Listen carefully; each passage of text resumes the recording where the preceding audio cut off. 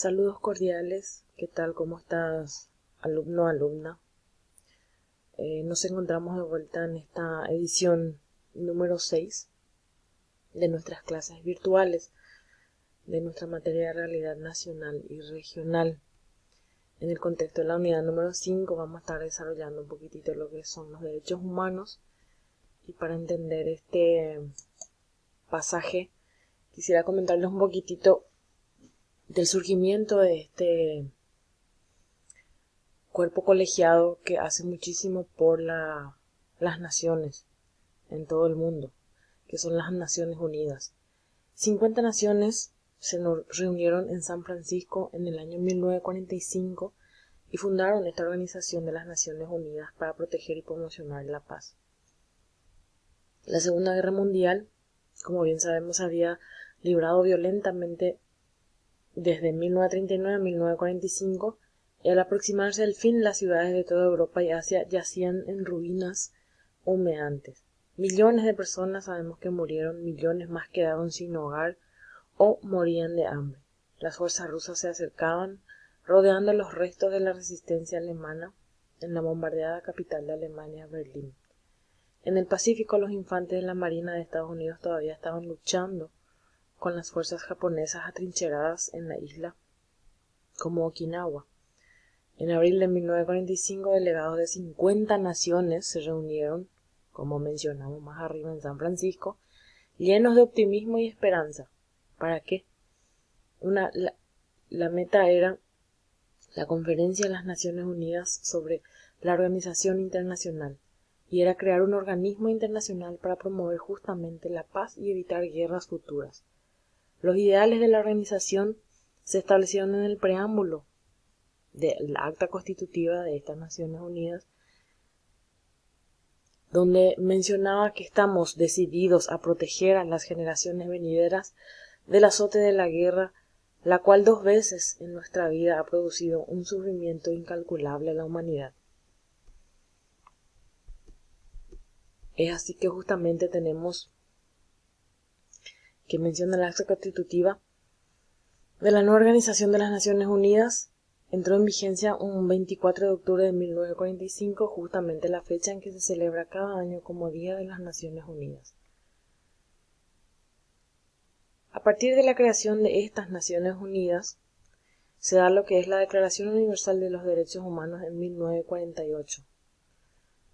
Para ese año, la nueva Comisión de los Derechos Humanos de las Naciones Unidas se había apoderado de la atención del mundo. En ese entonces, bajo la presidencia dinámica de Eleanor Roosevelt, viuda del presidente Franklin, defensora de los derechos humanos por derecho propio y delegada de Estados Unidos ante la ONU. La Comisión se dispuso a redactar el documento que se convirtió en la Declaración Universal de los Derechos Humanos. Roosevelt, a quien se atribuyó la inspiración del documento, se refirió a la declaración como la Carta Magna Internacional para toda la humanidad. Fue adoptada por las Naciones Unidas un 10 de diciembre de 1948. Una parte que establece el preámbulo justamente de esta Declaración de los Derechos Humanos proclama la presente Declaración Universal de Derechos Humanos como ideal común por el que todos los pueblos y naciones deben esforzarse, a fin de que tanto los individuos como las instituciones, inspirándose constantemente en ella, promuevan mediante la enseñanza y la educación el respeto a estos derechos y libertades, y aseguren por medidas progresivas de carácter nacional e internacional su reconocimiento y aplicación de manera universal y efectiva, tanto entre los pueblos de los Estados miembros como entre el de los territorios colocados bajo su jurisdicción. Quería mencionarle algunas características que tienen justamente los derechos humanos. En el material de apoyo que les estoy proporcionando, un otro video justamente, la pregunta que le hace a la mayoría de los entrevistados es: ¿qué son los derechos humanos? Y por lo general, si entendemos de una manera o en un contexto general, qué sé yo, son derechos que tenemos todos y que podemos usar y que nadie nos puede avasallar, pero no tenemos una definición exacta. Entonces vamos a entender un poco más en ese video la esencia de lo que son los derechos humanos. Y en esta parte solo quiero rescatar un poquitito las características, que son unos cuantitos. Son, por ejemplo, naturales. Todo ser humano los posee por el hecho de ser persona. O sea que es una manera de decirles que son inherentes a nosotros. En la clase anterior habíamos leído a grandes rasgos el artículo 4 de nuestra Constitución Nacional, que habla del derecho a la vida y habla de que el derecho a la vida es inherente a la persona, desde el momento de su concepción, decía. O sea que venimos más o menos impregnados con un tatuaje en esto de los derechos humanos. Por el hecho de ser personas, todos tenemos estos derechos propios nuestros. Son universales porque pertenecen a toda la humanidad y todos los estados deben respetarlos. No es para unos cuantos nomás. Es indivisible porque no pueden ser sancionados o elegidos. Es un compromiso total que exige el respeto a todos los derechos. No es que unos cuantos derechos puedo dejar de usufructuar y otros cuantos no. Integrales, todos tienen igual importancia. Inalineables, no pueden ser vendidos, ni transferidos, ni renunciados. O sea que si yo no quiero ejecutar uno de los derechos humanos conmigo, no se puede. Si quiero regalarle a otro y compañía, tampoco se puede. Y son inviolables, no pueden ser lesionados ni destruidos. Ahora bien, los derechos humanos en Paraguay, ¿cómo estamos por casa? Sabemos bien que nosotros tuvimos 2 guerras internacionales muy fuertes, muy intensos, donde el Paraguay quedó devastado. Esta clase, o sea, que la clase que quedó de dirigentes, se abocó en ese entonces a la reconstrucción del país.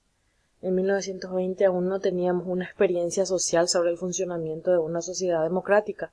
Sabemos bien que durante el periodo dictatorial de Stroessner, que duró 35 años, se habían violado extremadamente todos los derechos humanos. Ninguno era respetado. El derecho a la vida, a la seguridad, a los derechos intelectuales y los económicos, nada, de ninguna manera fueron respetados en esos 35 años al menos que conocemos de muy densa dictadura en el Paraguay, que sabemos que fue derrocado un 3 de febrero de 1989 por un grupo de militares comandados por el general entonces Andrés Rodríguez, y se produjo el golpe de Estado y se derrocó esa larga dictadura astronista. Este paso de un poder despótico o de un poder autoritario a uno democrático fue sumamente complejo y sigue siendo. En el periodo democrático se lograron avances significativos en los derechos de primera generación, que son el derecho a la vida, el derecho a la salud, educación, en donde los poderes del Estado garantizaban o garantizan hasta hoy estos derechos políticos de los ciudadanos.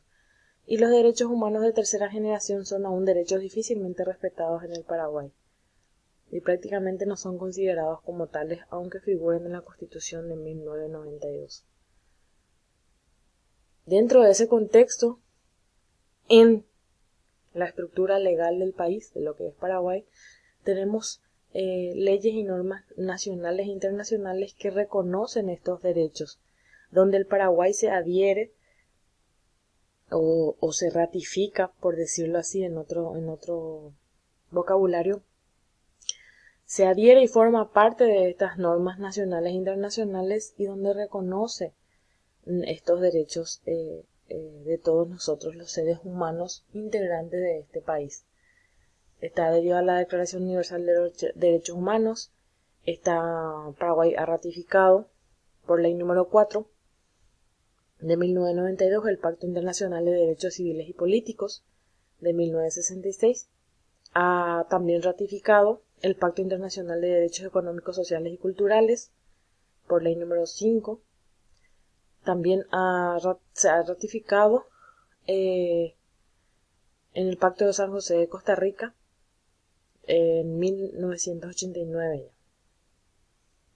En 1958 los derechos humanos ya fueron reconocidos. Como mencionaba, algunas de las de los cuerpos legales utilizados dentro del territorio nacional, en donde están plasmados y reconocidos los derechos humanos y garantizados de que se cumplan con nosotros. Está en la Constitución Nacional de 1992, en tratados y acuerdos internacionales ratificados por el Paraguay, algunos de ellos mencionados en el slide anterior. Están los códigos civil, penal, laboral, de la niñez y adolescencia y otras leyes en donde reconoce y ratifica nuestra, ¿cómo decirles?, la protección de estos derechos nuestros. Gradualmente los legisladores fueron incorporando mecanismos e instituciones para confirmar estos derechos, como ya mencioné. Las normas universales forman parte del derecho nacional y son obligatorias y exigibles en instancias nacionales e internacionales. O sea que si aquí no hay una respuesta quemando todas las instancias y todos los pasos, internacionalmente podemos exigir que eso se cumpla o se haga justicia. Y han sido reconocidas, mientras hayan sido reconocidas por el Estado paraguayo a través de la Constitución Nacional y resoluciones legislativas. ¿Cuál es la importancia de conocer estos derechos humanos? Las personas que conocen sus derechos tienen más posibilidades de hacerlos respetar. La difusión de estos derechos es una forma eficaz de defenderlos, de promover el respeto hacia la humanidad y crear sociedades más tolerantes y pacíficas. No nos gusta algo que no conocemos su gusto, decimos no quiero probar, no quiero comer, no conozco. Y aquello que conocemos, aquello que ya saboreamos, aquello que sabemos de su esencia, es mucho más fácil adaptarlo y aceptarlo para nosotros y que sean propiamente nuestras. Entonces es muy importante conocer y de esta manera tener a los derechos humanos como derechos propios nuestros. Una sugerencia: tómenlos, defiéndanlos, promuévanlos, entiéndanlos e insistan en ellos. Nútranlos y enriquezcanlos. Son lo mejor de nosotros. Denles vida.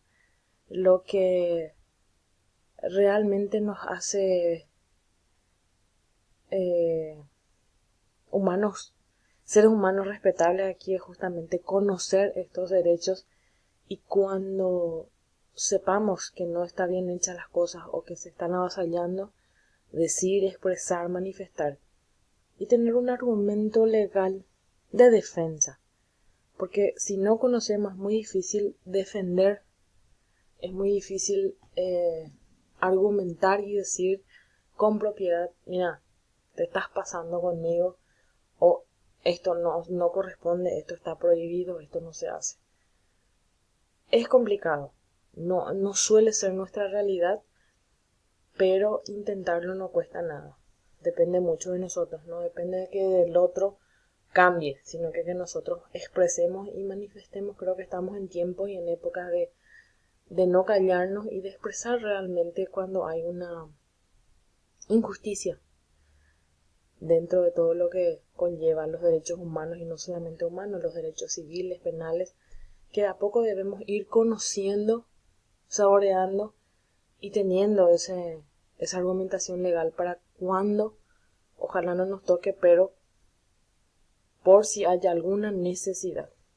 Es una recomendación particular y personal que les hago, no solamente porque estemos estudiando psicología, sino que necesitamos conocer, y mucho más en lo que es la profesión que ustedes eligieron, que es ser profesionales del área de la salud mental, porque van a tener que orientar en todos estos contextos que vamos hablando en su momento a sus pacientes. Les deseo éxitos, estaré pendiente de cualquier cuestionamiento al respecto de la tarea y nos encontramos en una próxima. Gracias, hasta luego.